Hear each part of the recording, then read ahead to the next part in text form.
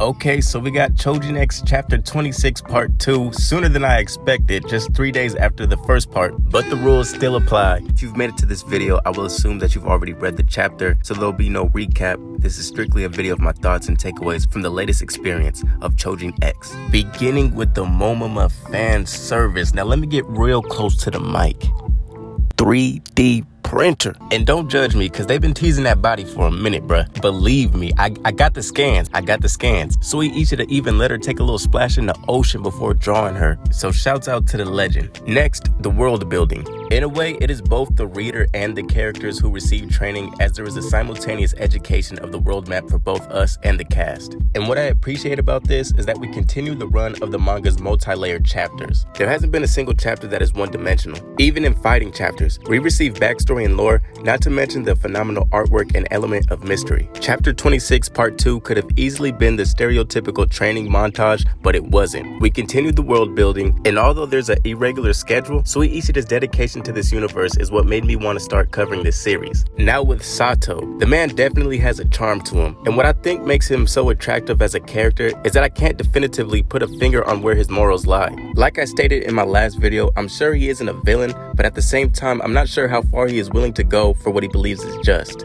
Through dialogue, he is shown to be a bit playful, but in this chapter, we are given the most innocent version of him that we've seen yet. But let me just say, with his Choujin power, I would replay the images of Momoma and mind Photoshop them daily. One thing I want to watch for in future chapters is if Sato has any internal dialogue while he oversees Asuma's training. I believe that he has chose to be one-on-one with Asuma due to the suspicion that he could be Choujin X. But the attention to Asuma is necessary because, like Sato, the readers must also learn the abilities that Asuma possesses. This would also give Sato a first-hand experience of Asuma's ability rather than just second-hand stories. This chapter also gave us roster growth with the world building, as we discovered that other prefectures have Choujin schools as well. Roha and Shadow coming from Nagamata Mori. And with Chandra on the move once again, we also get Yubiko as a new villain, who I suspect to be a part of Chandra's tower fraction of Yamato's criminals. My guess is that she will be a stretch type of Choujin, because it appears that she has used these men's own arms to strangle themselves and each other. I'm also curious to discover if they know the whereabouts of Tokyo and Azuma, because 1, they have hijacked a plane and would need to travel the distance to the island, and 2, when Nari was hired by the pharmacist, she had somehow got the information that Ellie was being trained at Yamato Mori,